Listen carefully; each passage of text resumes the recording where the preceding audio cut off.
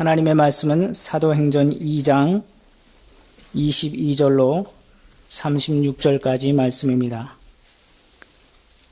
신약성경 189쪽 사도행전 2장 22절로 36절까지 말씀입니다. 이스라엘 사람들아, 이 말을 들으라.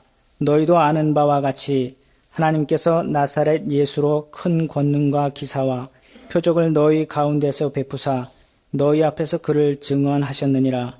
그가 하나님께서 정하신 뜻과 미리 아신 대로 내준 바 되었거늘 너희가 법 없는 자들의 손을 빌려 못 박아 죽였으나 하나님께서 그를 사망의 고통에서 풀어 살리셨으니 이는 그가 사망에 매여 있을 수 없었음이라. 다윗이 그를 가리켜 이르되 내가 항상 내 앞에 계신 주를 배웠으며 나로 요동하지 않게 하시기 위하여 그가 내 우편에 계시도다.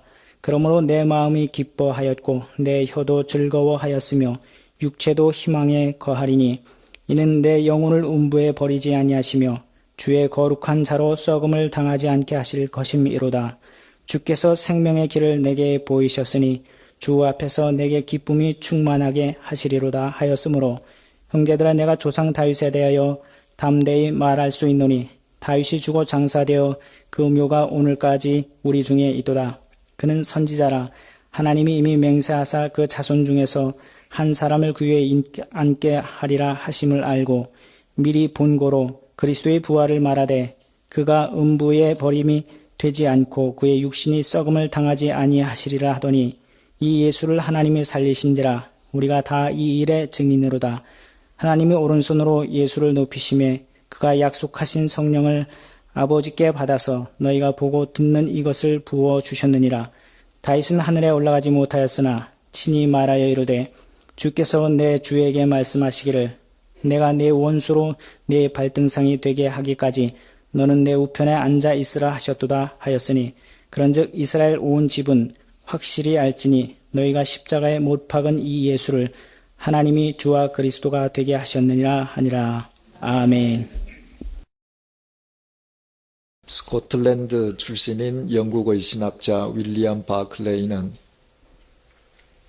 고독한 생애란 짧은 글을 쓴 적이 있습니다.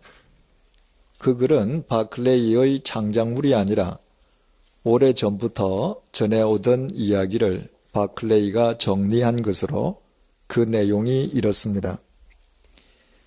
세상과 동떨어진 마을에 유대인의 자식으로 태어난 사람이 있었다. 아버지는 목수였고 어머니는 농사꾼이었다. 그는 세상에 전혀 알려지지 않은 그 작은 마을에서 자라나 30살이 될 때까지 목수로 살았다. 그 이후 그는 여러 곳을 유랑하는 설교자로 3년을 지냈다. 그는 책 한 권을 쓴 적도 없었고 일정한 일터나 자기 집을 소유한 적도 없었다. 고등교육을 받거나 결혼하여 가정을 이룬 적도 없었고 도시 생활을 해본 적도 없었으며 자신이 살던 곳에서 300km 이상을 벗어난 적도 없었다. 역사적 위인에게 수반되기 마련인 정치적으로나 사회적으로 경이로운 일을 도모한 적도 없었다. 명망 높은 사람의 소개장이나 추천장도 없었던 그가 내어놓을 수 있는 재산이라고는 단지 그의 몸뿐이었다. 몸뚱이와 타고난 성정 이외에는 이 세상과 관련된 그 무엇도 지닌 것이 없었다. 그가 떠돌이 설교자 생활을 시작한 지 얼마 지나지 않아 세상이 그에게 적개심을 품기 시작했다. 그의 친구들은 그를 버리고 도망갔고 그 중의 한 사람은 그를 배신하기까지 했다. 그는 반대자의 손에 넘겨져 형식적인 재판 과정을 거친 뒤 두 강도와 함께 십자가에 못 박혔다. 그가 죽기 직전 그를 십자가에 못 박은 처형자들은 그의 유일한 재산이었던 그의 겉옷을 서로 갖기 위해 그가 보는 데서 제비를 뽑았다. 그의 숨이 멎자 그의 시체는 남의 무덤에 안치되었다. 한 인간의 고독한 생애였다.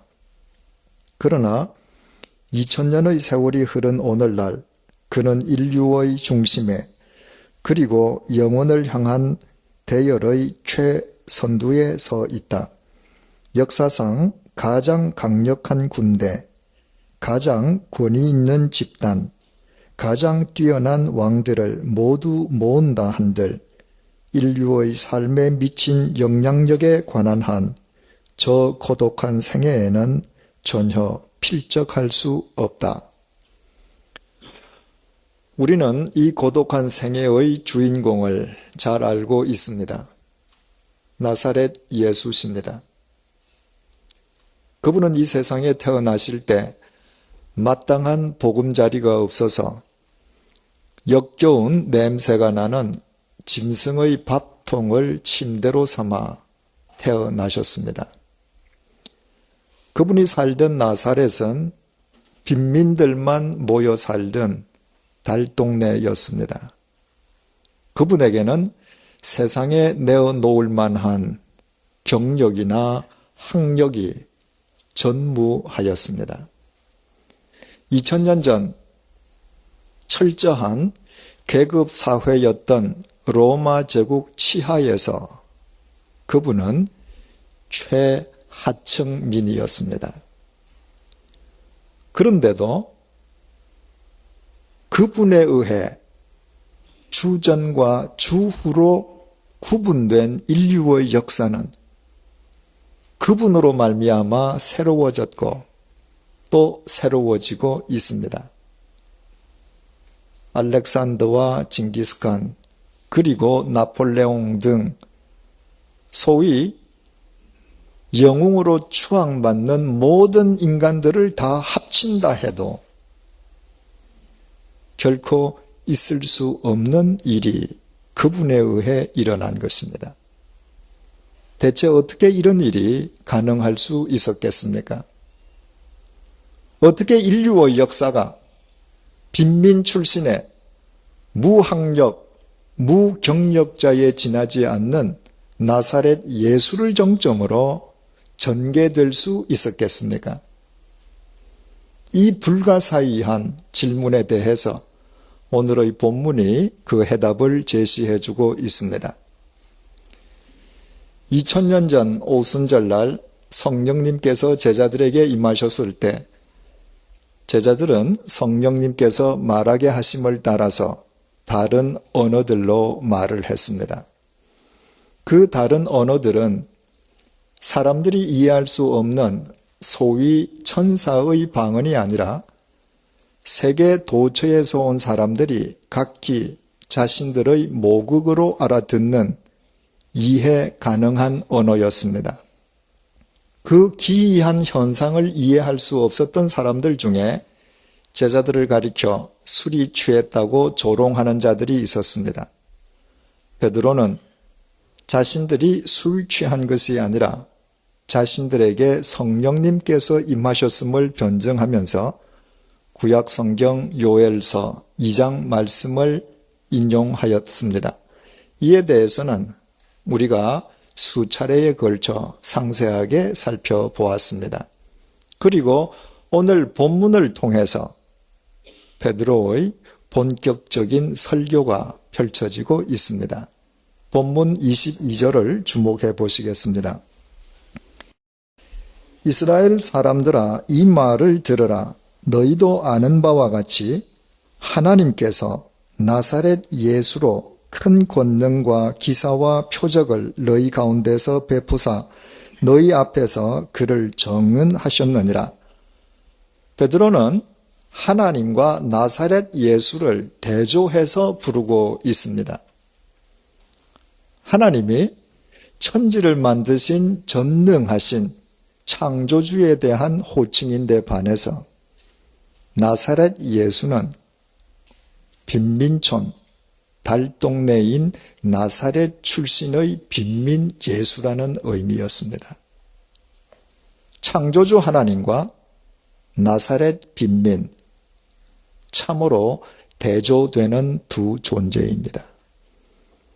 베드로가 이렇듯이 하나님과 나사렛 빈민 예수를 대조해서 부른 것은 달동네 출신의 무학력, 무경력자에 불과한 나사렛 예수가 표적과 권능을 통해서 그리스도의 생애를 살 수 있었던 것은 전적으로 하나님으로 인해 가능할 수 있었음을 강조하기 위함이었습니다. 베드로의 설교는 본문 23절, 24절에서 이렇게 계속됩니다.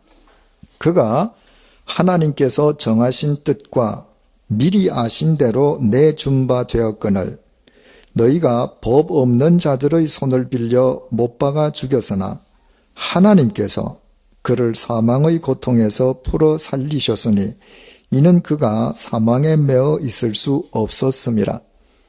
십자가에 못 박혀 돌아가신 예수님께서 사흘째 되는 날 죽음을 깨뜨리시고 부활하신 것은 하나님께서 예수님을 사망의 덫으로부터 풀어 살리셨기 때문이라는 것입니다.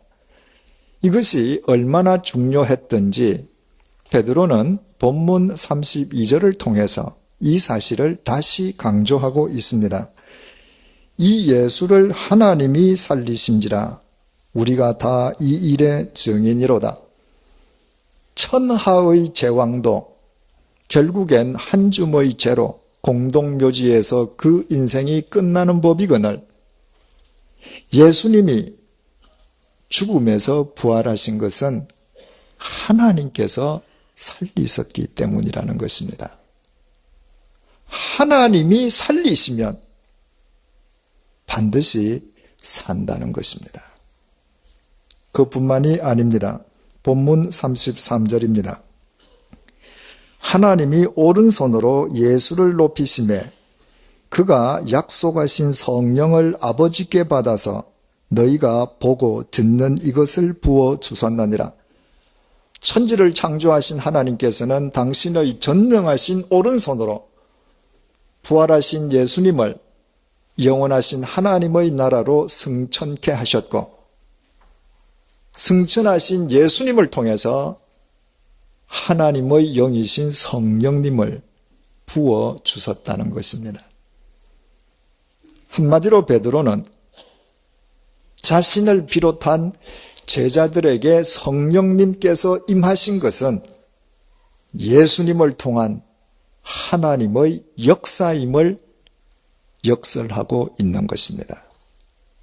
그리고 본문 36절에 이르러 베드로의 설교는 이렇게 일단락 지어지고 있습니다.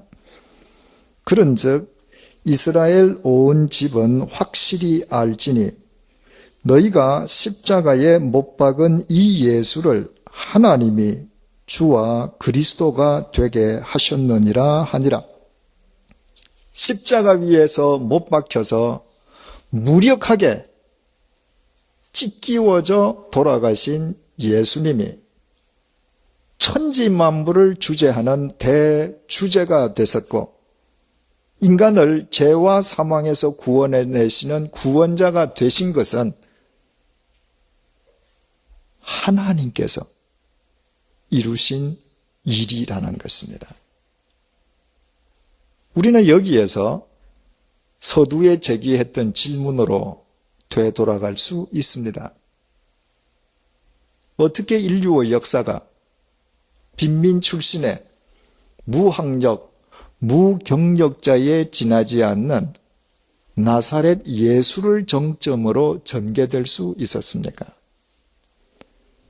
어떻게 태어날 때 짐승의 밥통을 침대 삼아 태어난 빈민에 의해서 인류의 역사가 새로워졌고 지금도 새로워질 수 있는 것입니까?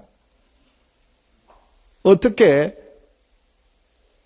달동네 빈민 목수가 인류의 구원자가 될 수 있었습니까?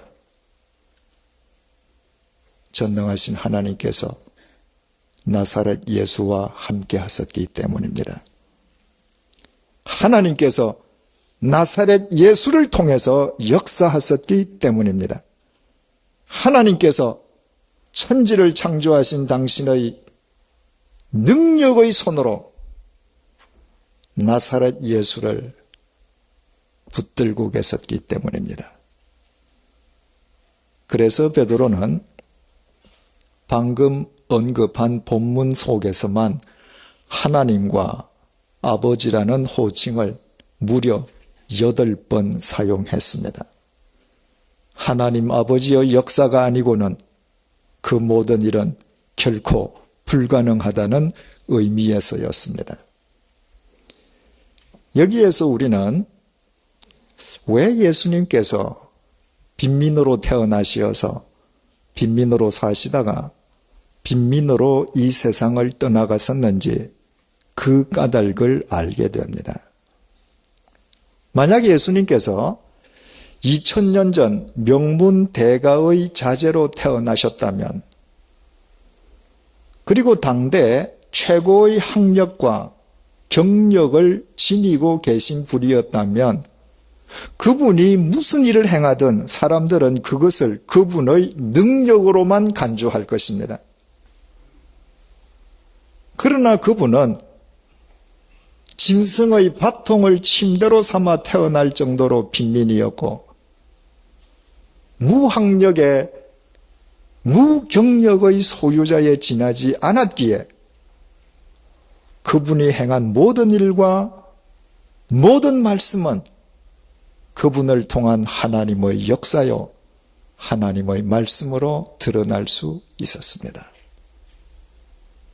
이것이 베드로가 행한 그의 첫 번째 설교에서 하나님을 8번씩이나 부르고 있는 이유입니다. 1965년에 강원도 황지에 예수원을 설립하여 한국 그리스도인들에게 지대한 영향을 미쳤던 토레이 신부님, 그리고 4년 전에 하나님의 부르심을 받았었던 토레이 신부님은 당신의 자서전인 개척자의 길에서 믿음을 모험이라고 정의했습니다. 참으로 적절한 표현입니다. 한 인간이 자기 중심으로 살던 세계에서 탈피해서 하나님 중심의 세계 속으로 진입한다는 의미에서 자기 욕망의 노예되었던 삶을 벗어던지고 진리를 향해 자신을 내어 맡긴다는 의미에서 확실히 믿음은 모험입니다. 그러나 이 모험은 흔히 세상이 말하는 모험과는 본질적으로 다릅니다. 세상 사람들이 말하는 모험은 그 모험의 토대가 인간의 욕망이기에 결과가 불확실할 수밖에 없습니다. 설령 모험에 성공한다 할지라도 그 모험의 근거가 인간의 욕망이기에 그 성공이란 의미 없이 인생을 탕진한 결과이기가 십상입니다. 그러나 믿음의 모험은 그 모험의 근거가 하나님과 영원하신 하나님의 말씀이기에 하나님에 의해 그 결과가 보증될 뿐만 아니라 언제나 새로운 역사의 창조로 귀결됩니다. 2000년 전 인간의 모습으로 이 땅에 오셨던 나사렛 예수는 임마누엘, 우리와 함께 하시기 위해 이 땅에 오신 성자 하나님이셨습니다. 그렇다면 여러분 한번 생각을 해보십시오. 성자 하나님께서 여인의 몸을 통해 비천한 인간으로 이 땅에 오신다는 것은 얼마나 크나큰 모험입니까? 그것도 화려한 왕궁이 아니라 더러운 짐승의 외양간에서 짐승의 밥통을 침대 삼아 태어나시고 한평생 빈민 목수로 살아간다는 것은 얼마나 엄청난 모험입니까? 게다가 죄인의 형벌을 대신 당하시기 위해서 당신 자신을 십자가의 제물로 내어놓으시고 비천한 인간에 의해 죽임을 당하신다는 것은 감히 상상조차 불가능한 모험이지 않습니까? 그런데도 성자 하나님이신 예수님께서는 그 모험을 단행하셨습니다. 그 모험의 근거는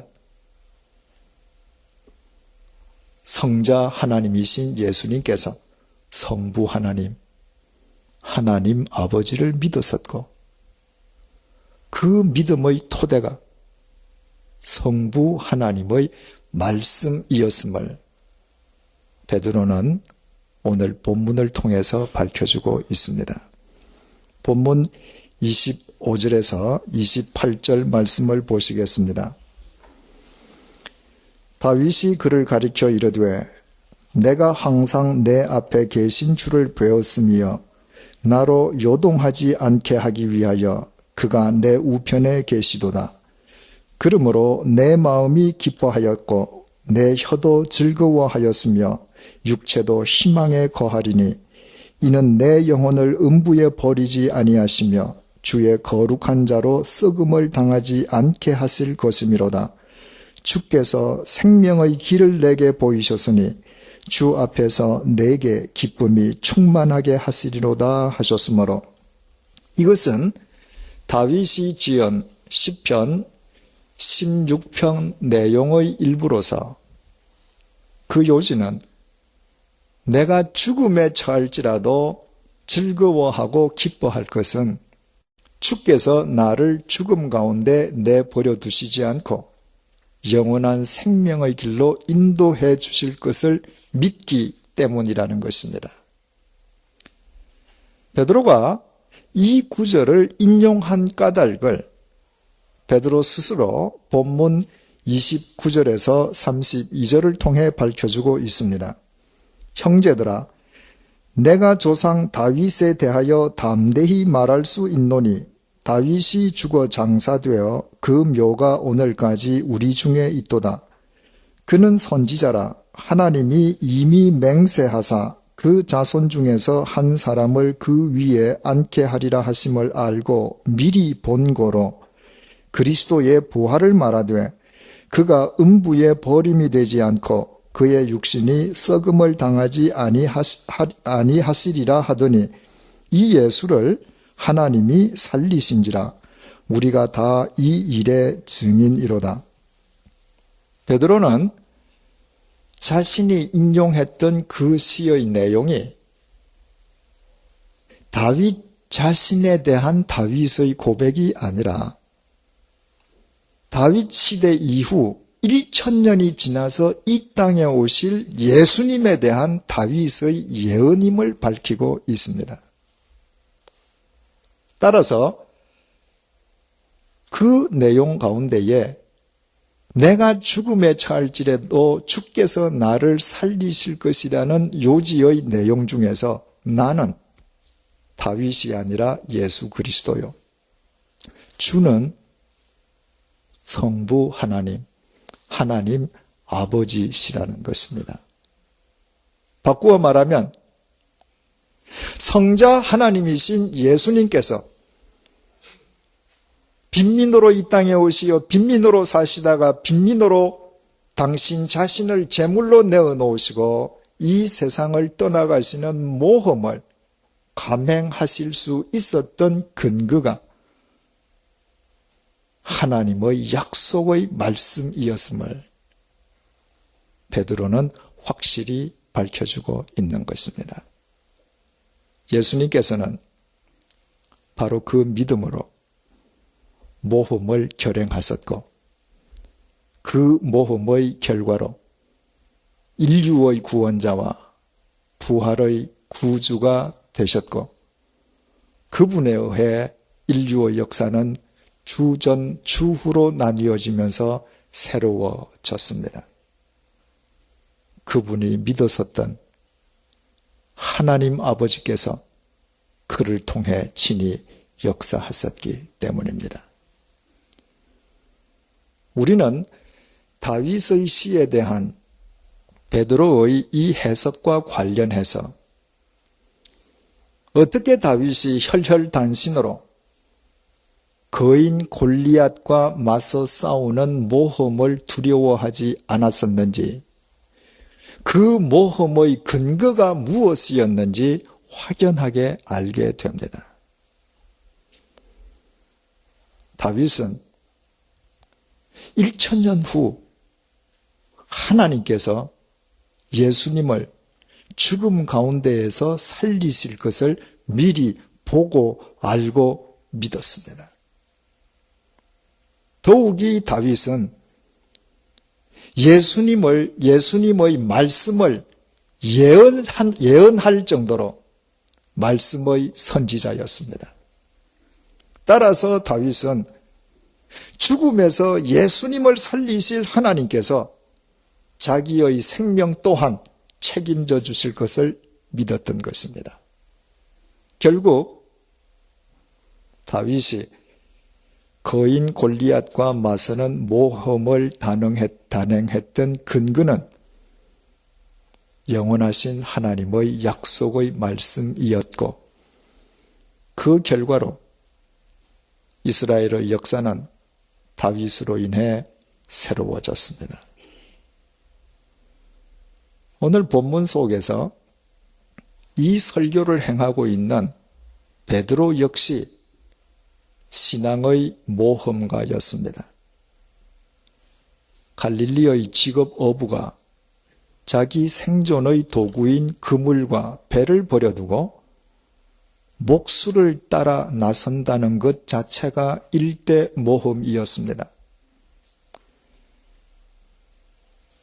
유대인들을 향해서 너희들이 못 박아 죽인 예수를 하나님께서 다시 살리셨다고 외치는 것 자체가 위험천만한 모험이었습니다.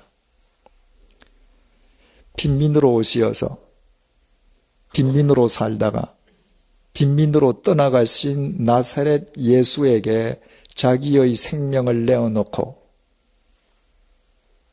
그를 위해 순교한다는 것은 모험 중의 모험이었습니다. 그러나 베드로는 그 모험을 피하지 않았습니다. 예수님을 통해서 하나님을 믿었고 하나님의 말씀을 믿었기 때문입니다. 그리고 그 베드로는 사도행전의 새 역사의 막을 올렸습니다. 가문, 학력, 경력 등 모든 면에 걸쳐서 유대교 내에서 출세가 확실하게 보장되어 있던 바울이 그 유대교를 떠나서 빈민 출신, 무학력의 무경력자인 나사렛 예수를 참수형을 당하기까지 쫓는다는 것은 모험이었습니다. 부르주아의 로마 가톨릭 교회에서 중책을 맡고 있는 제라르 꼬뱅의 아들 장 깔뱅이, 조국 프랑스에서의 안락한 삶을 등지고 객지 제네바에서 프로테스탄트 운동의 기수가 된다는 것은 모험이었습니다. 40여 년 전에 미국인 토레이 신부님이 대한민국 오지 중의 오지인 황지를 자기 삶의 터전으로 결정하는 것은 모험이었습니다. 그러나 그분들은 모두 하나님과 하나님의 말씀을 믿었기에 그 모험의 대열에 합류했고 그분들에 의해 그분들의 시대는 새로워졌습니다. 그들 개개인은 미약하기 짝이 없었지만 그분들이 믿었던 전능하신 하나님께서 그분들을 들어 쓰신 결과였습니다. 잊지 마십시오. 단 한 사람에 의해서도 한 시대의 역사는 얼마든지 새로워질 수 있습니다. 이것은 하나님의 약속이고 지난 2000년에 걸친 교회 역사의 교훈입니다. 그러나 하나님께서는 하나님의 말씀을 믿고 신앙의 모험에 나서는 자를 통해서만 그 시대를 새롭게 하십니다. 본문 33절을 다시 주목해 보겠습니다. 하나님이 오른손으로 예수를 높이시매 그가 약속하신 성령을 받아서 너희가 보고 듣는 이것을 부어 주셨느니라. 너희가 보고 듣는 이것이란 베드로를 비롯한 제자들에게 임한 성령님을 일컫습니다. 왜 성령님께서 강림하셨습니까? 왜 하나님께서 예수님을 통해 우리에게 성령님을 부어 주셨습니까? 우리로 하여금 성령님을 힘입어 하나님의 말씀을 쫓아 나서는 모험을 감행하도록 도와주시기 위함이요. 우리의 그 모험을 통해서 이 시대를 새롭게 하시기 위함입니다. 사랑하는 교우 여러분,